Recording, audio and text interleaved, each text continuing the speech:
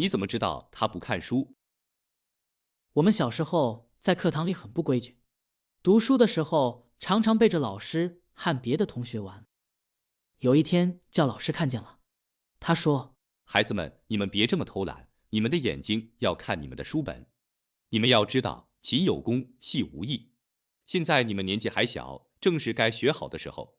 以后不论是谁，若是看见别人不看书，看别的地方的，你们就来告诉我。